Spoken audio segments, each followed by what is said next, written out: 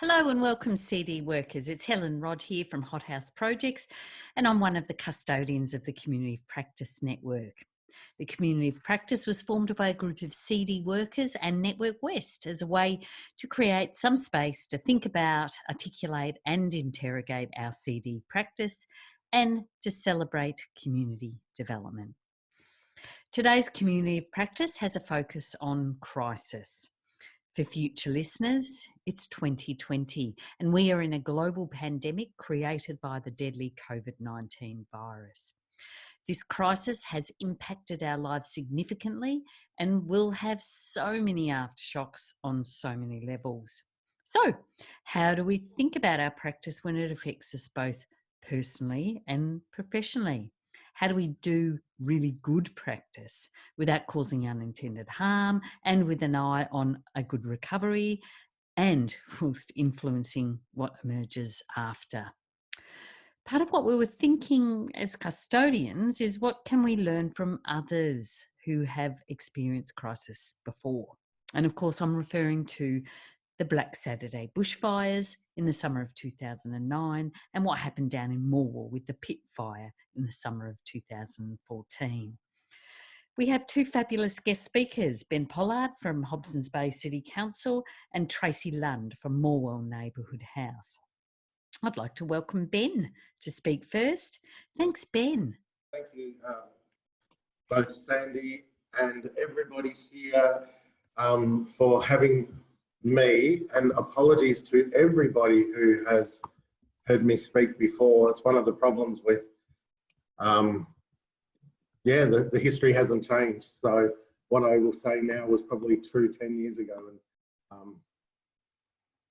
And I worked in Nillumbik, which is up in the northeast of Melbourne, on the edge of the forest and the edge of where King Lake is and the edge of Melbourne.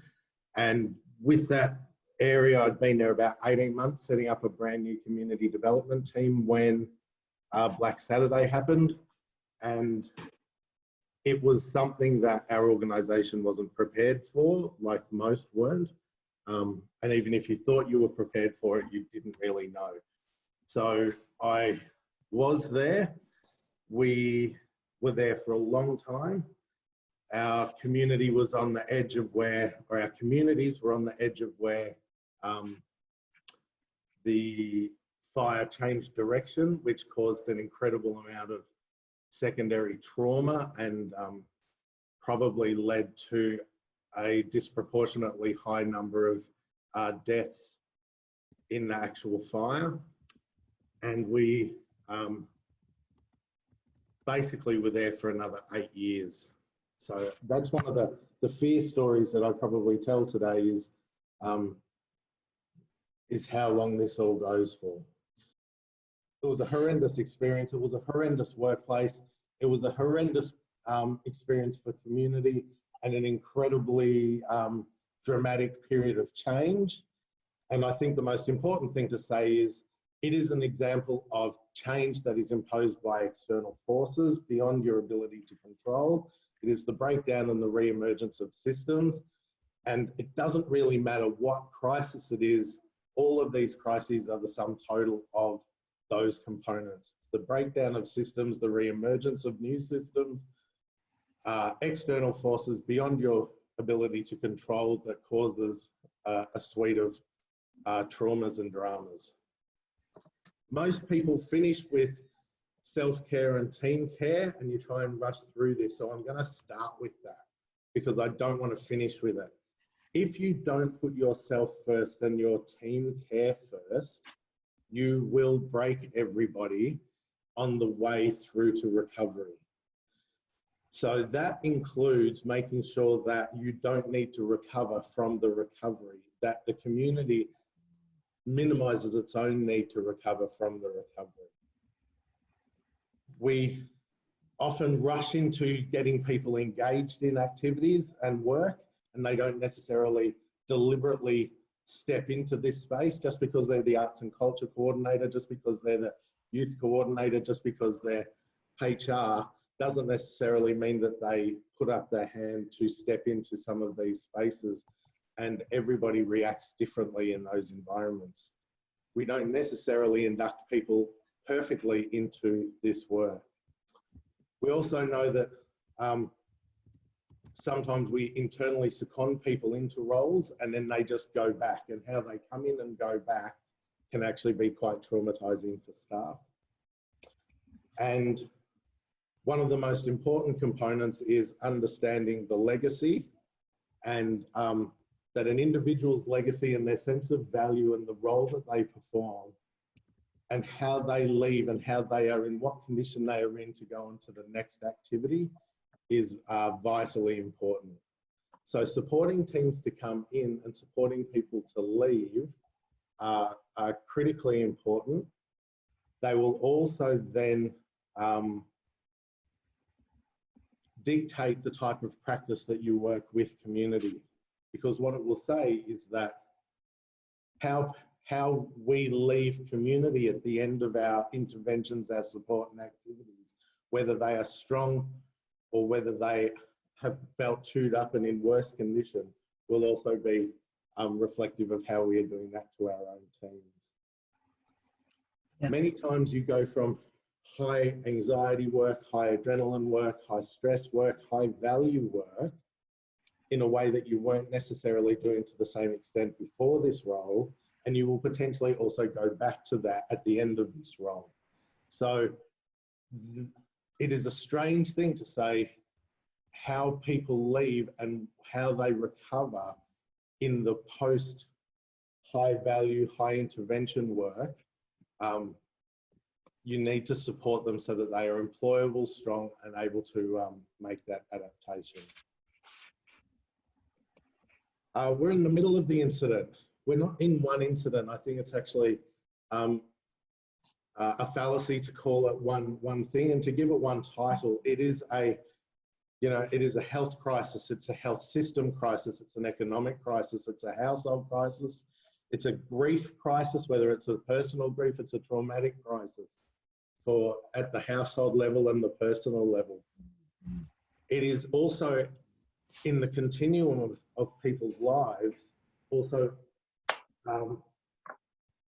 coming from a whole suite of other traumas that they may be coping with in the history or being revisited. So in this sense, it's not just one car accident, but it's a huge number of overlaying challenges and incidents. So therefore, people will fare differently based on what part of them it experienced and whether they experience that early or late. So somebody who doesn't lose their job, whose family is quite strong, but two family members pass away in their fairly near future, and they can't necessarily get to their funeral, and they can't necessarily grieve as a family, and they can't necessarily grieve as a community in the way that they would normally do, will have a very different recovery to another family who has personal financial trauma. So therefore, it is not just one recovery process, it is an overlay. If it is not one incident, it is also not one recovery process. It's an overlay of multiple things happening in multiple different ways with different communities over different periods of time. In this new situation, we often turn to old leadership and existing leadership.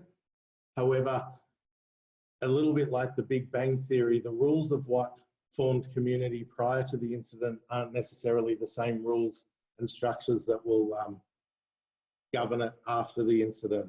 So look to the emerging leaders and harness that, facilitate that, allow that to happen, because old leadership can be quite controlling and lose their capacity to lead. And if they're not able to lead in this way at this time, then the responses can be quite destructive for themselves, for community. And in this time of listen, learn and plan, we really need to make sure that we are using all of those strong community development principles, not just looking to what we know and the relationships that we've historically held. During one of the communities through the Black Saturday fires, they, everyone who would have put up their hand as a leader in that community was not any longer able to perform that leadership role. Whether it was on a board of management or a committee or one of the people that were highly vocal spokespeople, they weren't able to perform that function for various and personal reasons. And the whole new committee that came through were brand new and did not necessarily have any strong reputation or strong community at that time. So they had to build it all. In another community, they led with the historical leadership group, and that township really struggled. It's through that experience that I declare that statement about controlling rather than leading, and that they were holding on to the power and the status quo and the decision making that suited them historically rather than what was actually needed in this environment. One of the other things that we picked up along the way was that sense of community. Community is complex. It's not harmonious. It never has been and it never is. And, you know, it exists at times and then it doesn't. And it's a bit more like a lava lamp where it's moving and fluid and communities bump past each other without necessarily integrating. They get bigger, they get smaller, they get hot, they get cool, and they're potentially always moving. So the sentence is, it wasn't some harmonious, romanticised group prior to the incident, so don't imagine that it's going to be afterwards. And certainly don't overpromise with romanticised community development language that this is actually going to happen. It's really easy to step into that sort of language of mistake, that these are the outcomes that community development are likely to achieve. And it's just not. Be mindful how you use the terms community, resilience and recovery. They are jargon. They mean very different things to every different department in council. The way the fire brigade and the police use the term resilience and the army use it is very different to the way council uses it, is very different to the way arts and culture, aged services, all of those things use. And my only statement is never talk about a resilient individual. Resilience should be at the community level. Everybody's allowed to be vulnerable. In any situation, people are vulnerable, but it is the resilience of community that, that protects people's vulnerability from spiraling into far more vulnerable places. So I never talk about the individual, I stick at the community level, but I'm also mindful of what that community means when I say it as to what everybody hears when we use those language. Recovery and renewal is at every scale. It is at the individual scale, it is at the household scale, it is the personal relationship scale, it's at the school, workplace, local economy, church group, football club, everything that we know is there. The recovery is cycling through at different paces, and each organisation will recover in different ways and at different speeds. My friend described it as, this is one of those things where society is cleaning your house, but you know when you clean your house and you pull everything out onto the driveway and then you decide which things are actually going to go back in, and often the only times we ever do that is when we move house. We rarely actually throw everything out onto the driveway and choose what we pull back in. This is that time where everything that was old is out on the driveway and it chooses whether it comes back into the house or not. However, we need to remember that we're not necessarily the person choosing what's coming back into the house. People walking past might pick something up and put it back in because they think it's important. The federal government funds one thing and it then decides that it's coming back into the house, and something else doesn't get funded, so it doesn't get brought back in. It's not necessarily going to be fair and equitable as to which organisations live and die and which social structures live and die. That renewal and recovery, and renewal is the term that says many things will die, and renewal will be fresh. And it is not a returning to the old, which is often that definition of resilience. It is not returning to old.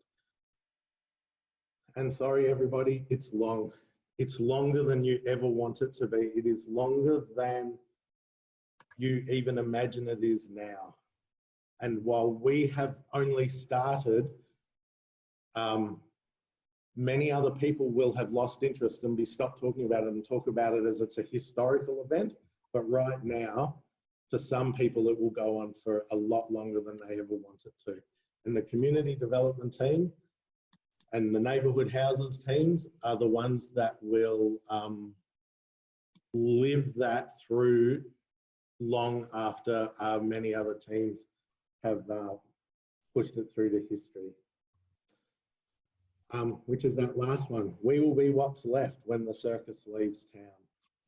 So when all of the other things have moved on, we will be the ones that are cleaning it up. I do want to change the order and say one last thing. Recovery is not a linear process. It isn't linear for everybody, and there are gear changes. It stops, it slows, it speeds up, and there are times when nothing happens.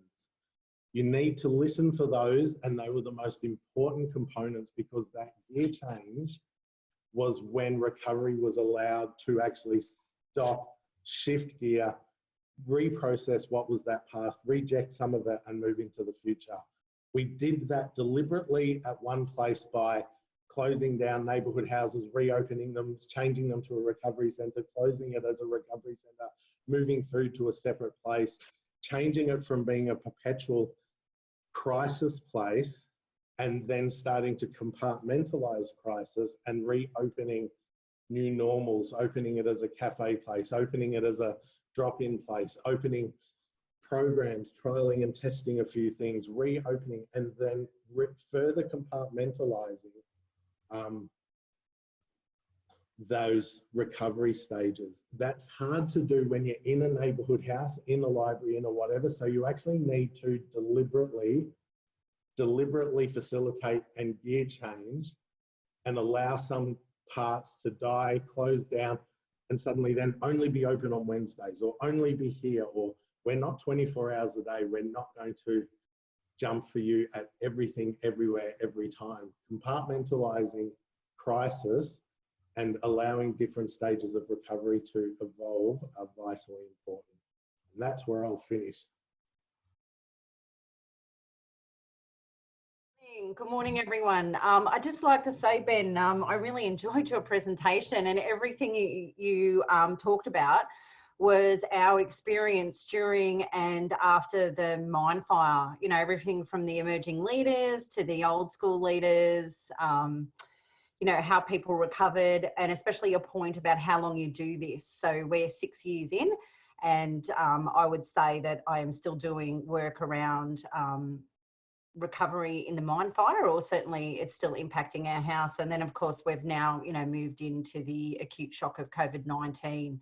So some of the things that we implemented during the 2014 mine fire, and mind you, that was my first experience of an emergency situation in a community, and responding as a community development worker and my role at Neighbourhood House. So I have learnt a lot in that time. So we've certainly been able to get our feet very quickly during this latest acute shock to communities. I call them acute shocks because every community can experience or will experience some sort of emergency, and it will just really depend on where you are and what it is. So, you know, in Frankston, it could be a tsunami, you know, and then there's a need to respond. So rather than go over what Ben has already said, I think I might just stick to talking about our experience during the mine fire and some of the things that happened. So there was a lot of political advocacy that happened during that emergency.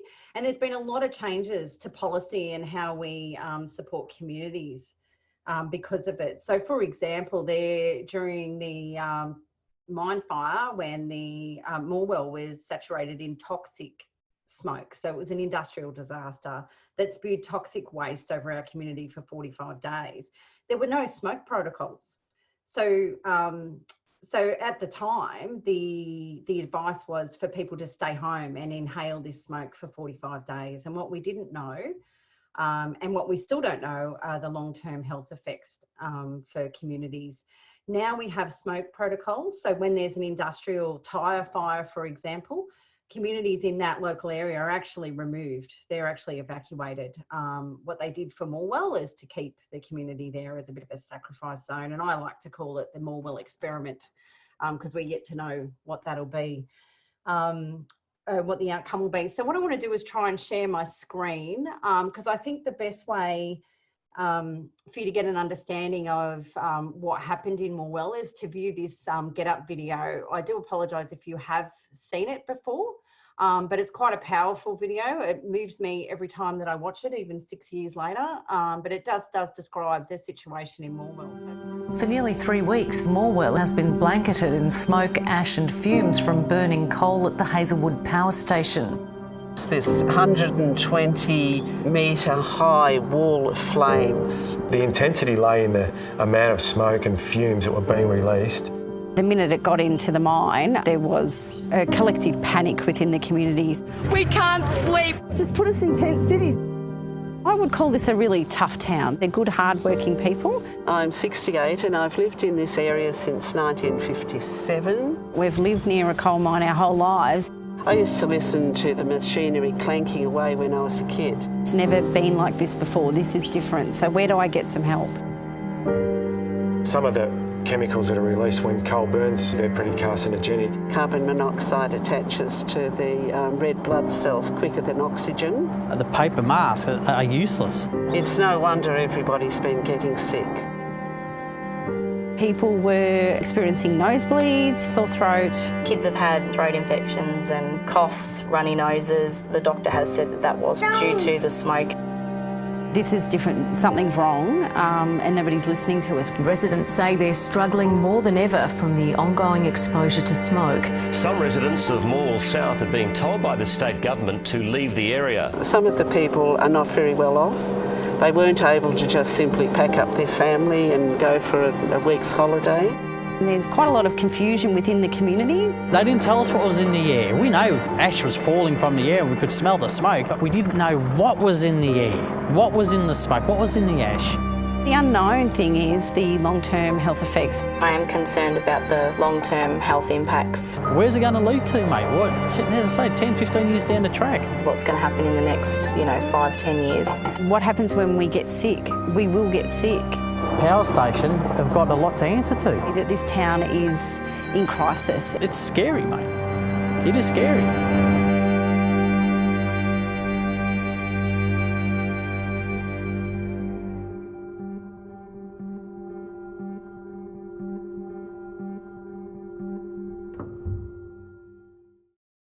The government response was incredibly poor, and what the government and authorities were telling us we were experiencing was actually very different. So we were getting messages like, just if it's windy, turn the other way, or just stay inside, don't breathe the air. And, how do you not breathe air? And there was lots of division, and that actually come directly from governments by dividing the community. So the town of Morwell became Morwell and Morwell South. There'd never been a Morwell South before, and the south side is the closest to the mine. So we're only helping people on the south of Morwell. And of course that quickly got shot down in flames, and then they had to, extend the supports to people in Morwell or anyone that it was experiencing impacts. People experienced health impacts immediately, and that was one of the things that we were able to ascertain very quickly. So originally it started as a bushfire, And then the fire did get into the mine. It was quite a few days, I can't remember now, maybe even a week before it was declared a hazmat fire, which is what it actually was. It was an industrial disaster, an industrial fire. You know, in between that first few days, we started calling people on our database. So some of these things we're actually doing now on a much larger scale. This is some of the information we were getting in the first few days. So a resident on Evandale Road was reporting pre-existing lung condition, not able to breathe, people were reporting stinging eyes, confused. They were presenting as confused and agitated, and quite aggressive. Some people were presenting quite aggressive to the house. Foggy heads, irritated eyes, trouble breathing. So we started collecting all that information, and that's how we presented it and sent it off to our local council and the health department, who promptly did nothing with it. Like, I'm sure it got filed somewhere. But the information we collected, I kept a bit of a diary. So each day I did a diary entry, and I just made a sort of bit of a note of what had happened that day, or conversations we might have had, or challenges we might have had. And I tell you, that document served me well. So it ended up being about 56 pages long. But because there's been various inquiries and also the Supreme Court hearings, I've been able to just to resubmit that information, rather than relying on my poor memory to remember everything that we've been doing and everything that we captured. Now, we were the only ones that actually captured any information directly from the community. This is one of the great things about being a neighbourhood house. You can ask questions. You can ask the questions that the stakeholders and authorities at the time don't want to ask, or aren't in a position to ask. And you can get some really good information and get it early. And I think for me, doing these initial phone calls in that first week, now we did go on to do more rounds to find out what was happening, but we were able to plot this information on our map of Morwell to determine that it wasn't just Morwell South that was impacted. It was actually across the valley, you know, which was pretty incredible. So I think I'll just talk about some of the things that we did, I guess, that were community development, and we were able to do them because we were a neighbourhood house. So we were asked by the community to hold information sessions. They were a couple of big information sessions happening, but the people that we deal with, and that are connected to us, our hard to reach, our vulnerable and more disadvantaged communities, weren't attending and did not want to attend some of these bigger forums. So at the neighbourhood house, we'd set it up, and we worked with the CFA, who were absolutely brilliant. So when you're talking about your partners during these, I think it's really important to reflect on who you're aligned with and who you can work well with, because some you won't work well with. You know, you won't be aligned in your approach, and it'll be really difficult for you to actually, you know, set about supporting your community or responding when you're in an acute emergency with with another agency that is just, you know, completely opposite to you. It is challenging. And I've found that the best way for us to work is to work with like-minded souls. We get more done, and we can work to our strengths. So that's really important to me, to work out what is the strength you bring to this partnership and what can I bring, rather than us actually doubling up all the time and doing the same work. So with the CFA, we were able to do that, and we did that really well. We did have some existing relationships with them. So it's really important to reach out to your emergency services before, you know, an event happens in your community. So you know who's who in the zoo, and, you know, who you can call and what they do, because that will help you make those decisions as you're going forward about, you know, what responses and supports you can actually put in place. So if we go to this one, so this one I thought I'd put in because it sort of gives you a bit of an overview. So we started assessing the situation by the social media information that was coming out, and we tried to be really on top of that and share the most relevant information we could. What we found is the stakeholder information was, look, I described it in one of the inquiries as an epic failure. Because it was a mishmash of lots of jargon that people didn't understand. And, you know, in many cases, we were reading it and not you know, we had no idea what they were saying either. And quite a lot of the messaging was coming down, and because things were changing really rapidly. One of the examples was, I don't know if anyone remembers this, but the Premier at the time said, people open up your holiday houses so people from Morwell can go on a holiday. Does anyone remember? You mightn't remember that. It was one of the more bizarre responses. So we started getting phone calls from people in all sorts of different communities that were ringing us saying, listen, I'm in such and such community, and my neighbourhood house is awesome. So I thought I'd ring your neighbourhood house. I want to put my holiday house up. You know, someone from, you know, Morwell can come to my holiday house. And of course, we had no information on it. We couldn't send people to these houses.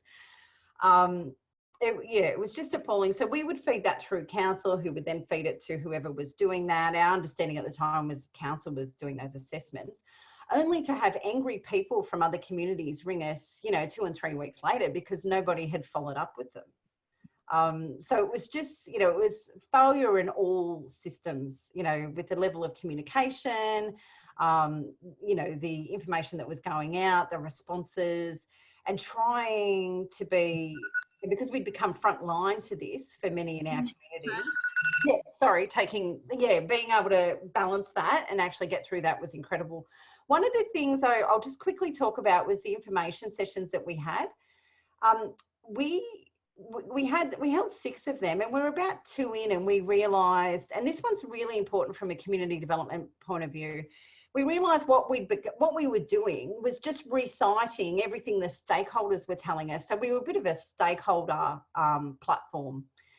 But what we weren't being is we weren't giving the community a voice. So we were about 3, I think it was our 3rd session in, and we decided that we would record these sessions.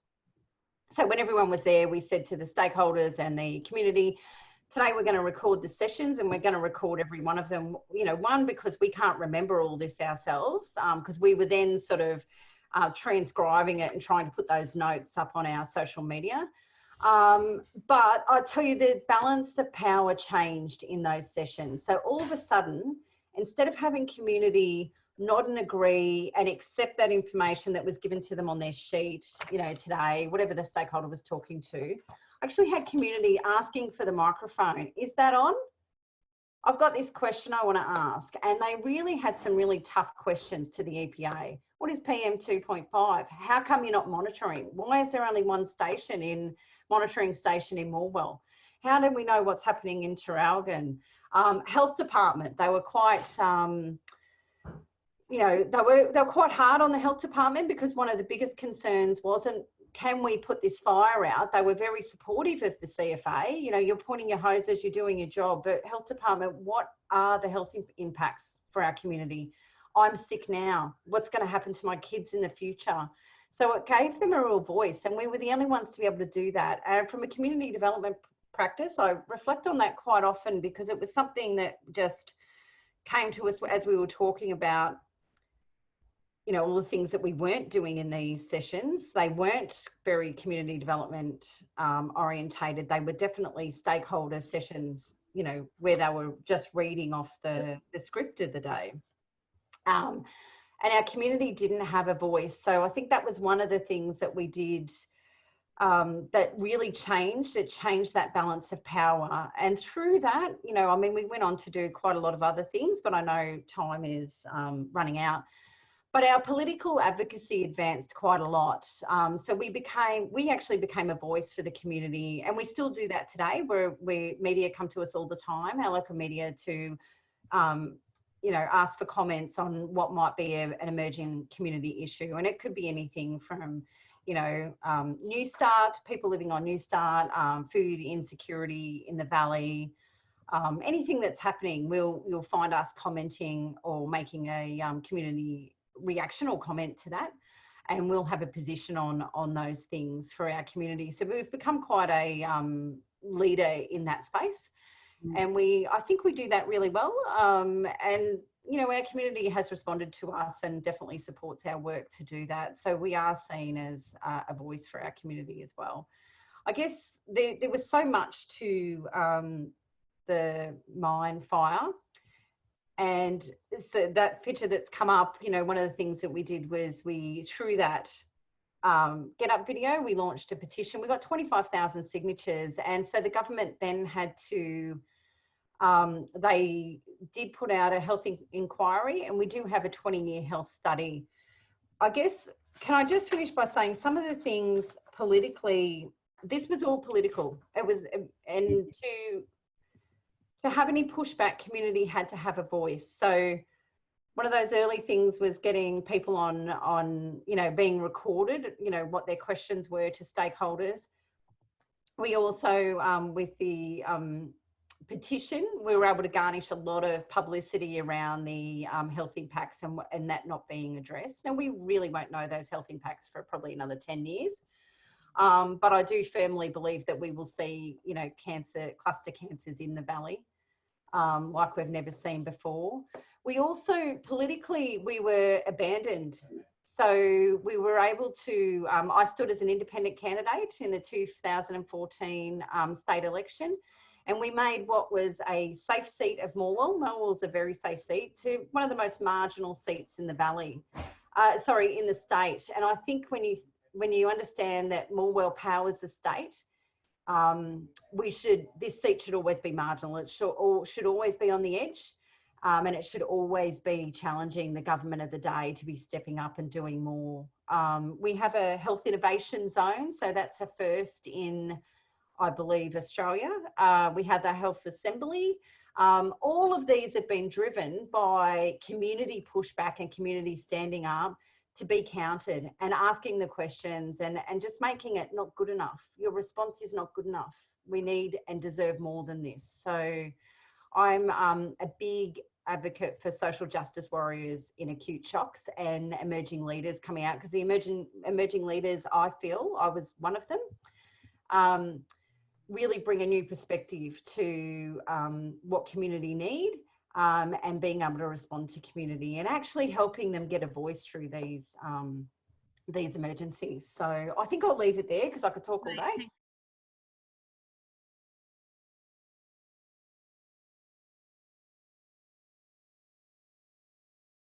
That was a big challenge for me, and and look, it is still a challenge today, is to make sure that everybody is looked after. I just try and communicate with people, with my team as much as possible. And we work with for me, it's about just working with what's presented for the day. So if I've got a team member that isn't up, you know, for the challenge that particular day, that's okay.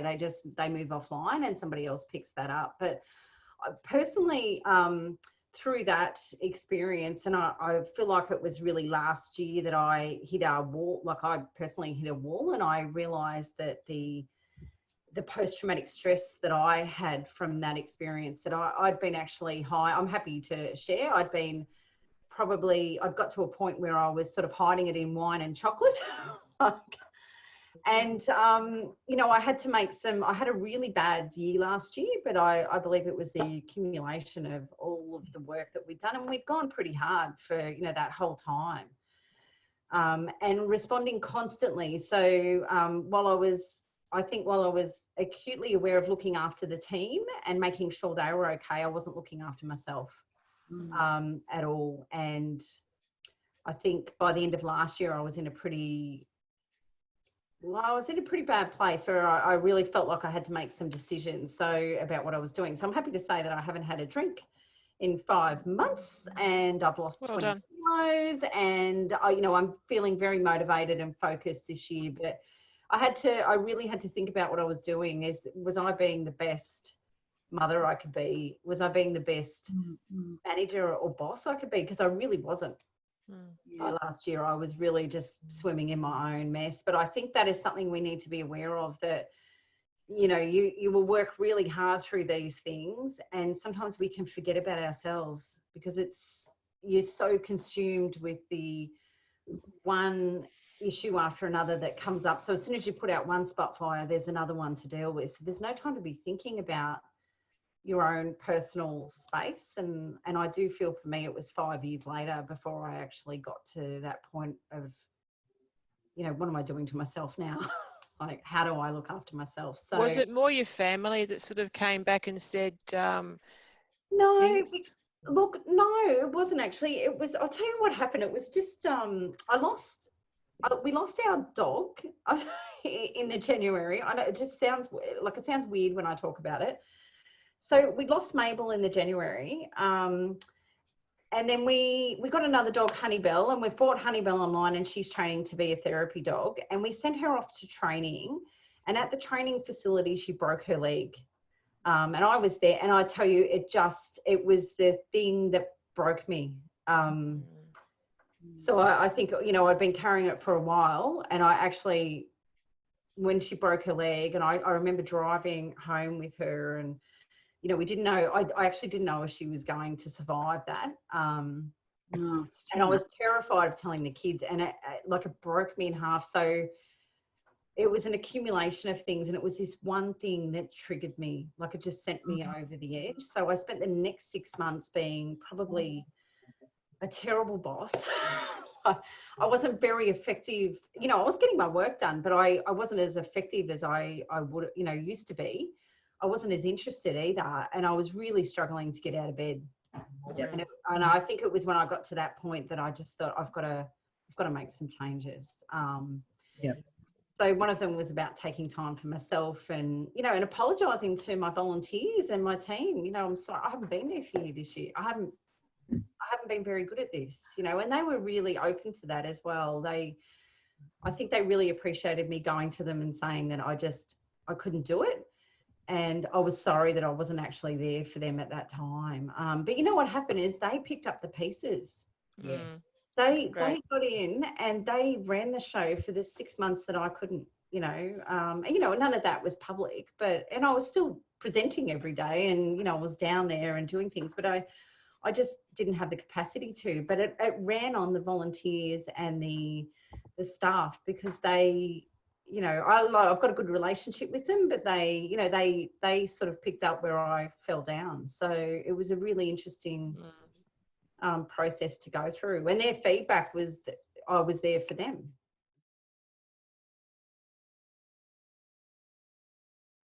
How do you facilitate those changes? It's gentle. It's to the goal, it's to the start, it's to the goal, it's to the start, and keep testing back and forward, based purely on what you do well. Do what you do well. Local government needs to focus on what it does well, not dancing into the spaces of schools and neighbourhood houses or state and federal government. Allow what state and federal government does well to do its job well, and then allow us to do those other parts around it. And don't be rigid in what you do. Think about the culture of what you bring and the messages that you say and what you listen to. So that triangle that I have talked about do, bring and say, is really important. That you cannot be successful only on what you do. You are important based on what you bring and how you respond to what other people bring and the messages that you say. And then that will keep influencing what you do.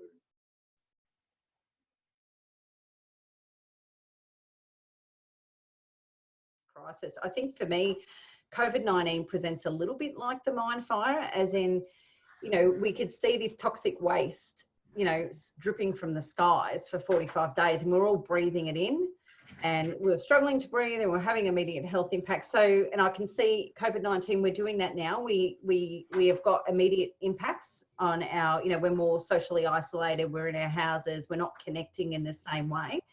But when the smoke and the dust lifts, we're going to be asked to go back outside and continue on our merry way. But we'll come back outside, but we won't be able to visually see the impact. We won't be able to see the burnt houses and the fence needs to be rebuilt. There won't be things that we can visualise and get to work to. You know, I was thinking that the concrete changes, some of the stuff is around policy. So how do we organise our social system? How do we organise this system? And policy is going to be important. So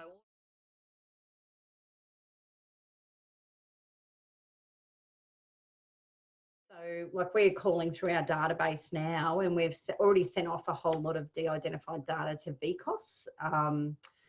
And we've got emerging themes, and I think that's one of the things for neighbourhood houses, is that you I always say, like, if you neighbourhood house hears it 5 times, chances are there's 500 or 5,000 of them in the community, because we'll start hearing the tips of the iceberg very early. So we're already flagging people as, you know, because there's a body of work to be done when we're on the other side of this and we're out, whatever that looks like. But we've got people that are socially isolated. We know that, that are already presenting with, you know, some mental health challenges, you know, so we're already flagging them for various follow-ups as well. We've got high levels of food insecurity in the valley, so lots of acutely unwell people. So now we're delivering meals. So we're able to sort of see all that data coming through now because of our phone calls through the database. But the community know that we're ringing, so they're quite happy to share with us what's going on. So that de-identified data that we can send to BCOS is actually quite powerful, and it's information coming directly from community in the space they're in right now.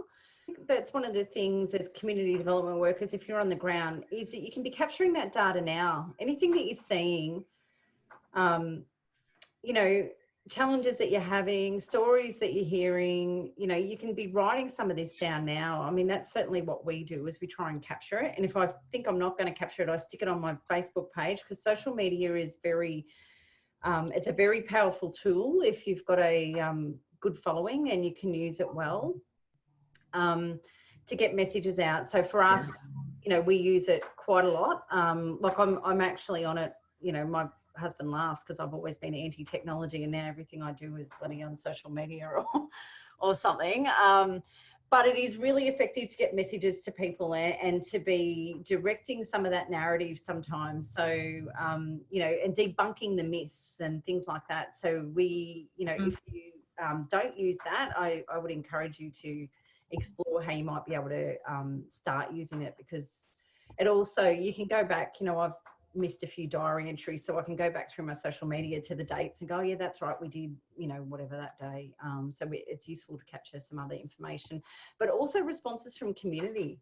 So yesterday we had, you know, someone message on the page asking us, you know, she's not on our database, but she said she's isolated with chronic illness. Is there a way that we can get her some food? So she's now gone on our weekly delivery runs for Friday. So, and she's so grateful, but, you know, because she's not directly on our database, I won't be calling her, but because she can feed through that social media, it's just another way we can pick up people and identify emerging issues that are coming up, or if somebody is particularly in a situation like this lady, how we might be able to help.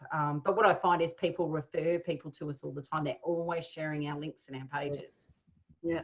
Can I just, because that reminds me some of what Ben has talked about there, about those deliberate breaks that happen where you can kind of shift instead of continuing on and needing to, feeling it as though you've got to kind of hold it and whatever's established must stay as it is fixed, that there's a level of flexibility and, you know, that gear change and pulling back and shutting down, and those deliberate breaks are actually sometimes what helps. And also I was thinking some links there to definitely the strength stuff is about, you know, community development, and that stuff about the community voice in this, and that, you know, voice will tell you the stories, but they'll identify the issues, and that's the solution work. Yeah.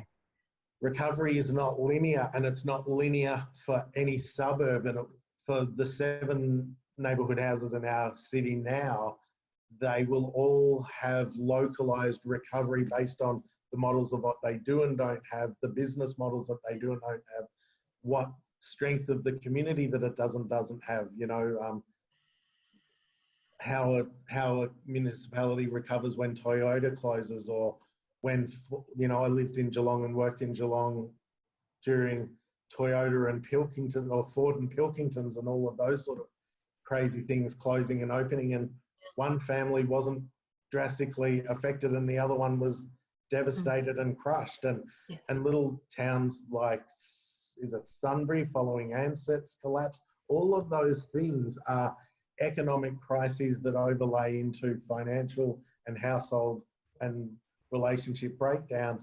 And for some people who have compartmentalized historical trauma, whether that is historical domestic abuse, relationship abuse, Vietnam trauma, loss of job, loss of loss of good things, loss of their kids, loss of access to their kids. All of those things are revisited, and this will be too. This will be a historical trauma that is compartmentalized and a skin is put over it, and then it is picked off in 15 years' time when somebody retires and has to make that transition and adjustment to their next normal. And they will have to revisit all of the things that have been successful and horrendous in their life. And so again, apologies to my team, I talk about transitions as being the greatest vulnerability. So this is a transition from an old normal to a new normal.